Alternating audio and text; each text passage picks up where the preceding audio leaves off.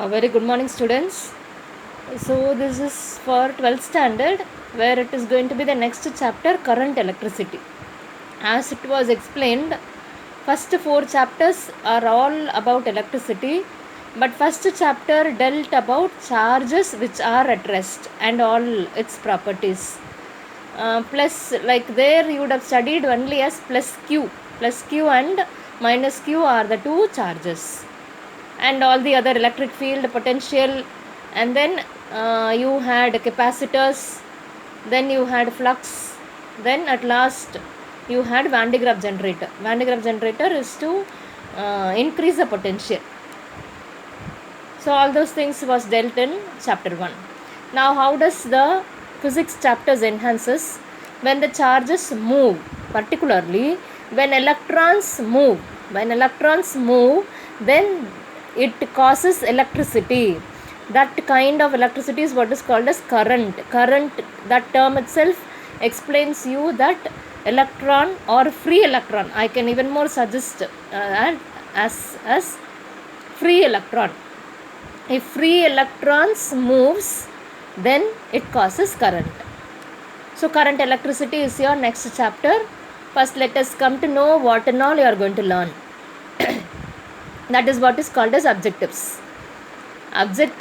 What and all you are going to learn, and summary will say whatever you have learnt. So first one will be flow of charges in a metallic conductor. Like in conductors, how does the electron flows, or what is making the electrons to flow? That is what you are going to learn as the first objective. Next one will be Ohm's law, then electric resistance, then its characteristics. Then will be based on this you will have, or from this lesson you have again practicals later. Then will be carbon resistors and combination of resistors.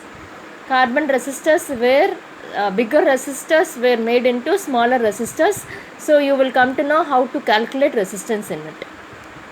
Then Kirchhoff's law, where it's a new thing, new chapter or new concept for you, which is used for network. When you have circuit networks, in those places we will use this Kirchhoff's law, and its application is called as Wheatstone bridge. Then is about electric power and electric energy. This is about current electricity. This chapter, the last 2 chapters or last 2 concepts will say about effect. When current is passed through a conductor, what is the effect? The immediate effect is heating effect. So which law will suggest about the heating effect is Joule's law, and then its verification and application. Then is about thermoelectric effects, which are 3 effects, which is Seebeck, Peltier and Thomson effect. So you are going to learn only about all these things in your current electricity. So now we will move on to the introduction of this lesson. Okay students, so now we will move on to look into what is electric current is. So as it is said, electric current is nothing but the motion of charges, which is called as electric current. And this current electricity is a study of flow of charges. But how this flow of charges takes place, that we should know, isn't it? You know what are atoms? Atoms as such you have nucleus and then electrons which is surrounded around it. And like this you have n number of atoms in a metal. That is how a metal is a molecule. Molecules may be having 2 or more atoms. That is how an atomic structure is. And basically you know nucleus is made up of protons and neutrons. So we always say that nucleus is positively charged particle. Then it is surrounded by equal number of electrons. That is why atoms as such is neutral. Atom is neutral, but electrons are negatively charged and the nucleus is positively charged because it consists of protons and neutrons. Neutrons are neutral. So here when you have n number of atoms like this, what happens is that you have one or two at electrons in the outermost orbit which are loosely bounded. That is, in chemistry also you would have studied about something called as valency. Two or one or more electrons which can easily give away or which can easily move, which are not tightly bounded towards the positively charged nucleus. That is what is called as free electrons. These electrons which can freely move or which is having lesser affinity towards the nucleus are easily which can move. Hence, it is called as free electron. But it is free electron. It is not moving. It's not till now moving. Now, how to make this free electrons to move? Some electric field is applied. Now, an external field or a battery is connected to this conductor, so that what happens is that these electrons will get drifted towards the positive charge. And this substance, the substance which have an all these free electrons in it are called as conductors. So what happens in a conductor now? Where the free electrons can move? Free electrons move throughout the conductor when this potential difference is applied. So the free electrons are going to get drifted towards the positive side of the battery. So electrons are going to get drifted towards the positive end of the battery. So what happens there is, this positive charges will flow always from higher potential to lower potential.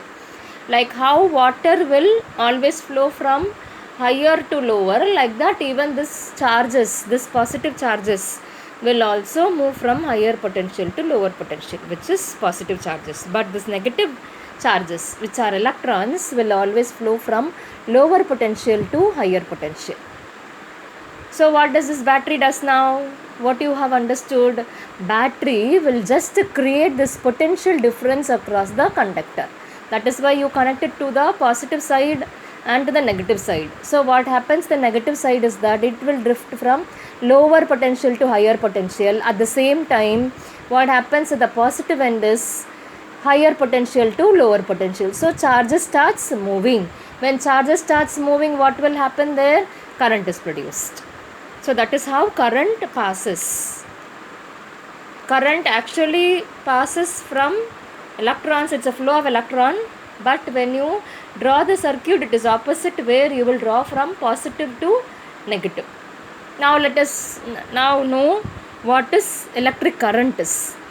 Electric current is defined as the rate of flow of charges through a given cross-sectional area of A. So here what I am going to consider is, let Q, capital Q, be the net charge which is crossing through the cross-sectional area for a time of T. So let T be the time passing, like the charge is going to pass through some time, that is going to be T. So by definition, it's rate of flow of charges. So rate itself says I need to divide it by T. So I will be equal to Q by T. So what will be I average? I average will be equal to del Q by del T, or I can rewrite it as dQ by dt. So now coming on to its SI unit. SI unit is given to be 1 ampere. So how will I define 1 ampere to be? 1 ampere is equal to 1 coulomb by 1 second. So this is the equation, or this is the formula. So now you need to write it in sentence. So how will I write this in sentence? 1 ampere is equivalent to 1 coulomb of charge passing through a perpendicular cross section in 1 second. That's what, very simple it is. And it is always a scalar quantity. So you should know that current is nothing but rate of flow of charges. So it is I is equal to Q by T, which can be written as dQ by dt, which is 1 coulomb per second. So 1 ampere. 1 ampere is a SI unit. 1 ampere is nothing but 1 coulomb of charge passing through a perpendicular cross-sectional area of 1 second. And it's always a scalar quantity. Understood, children? Good.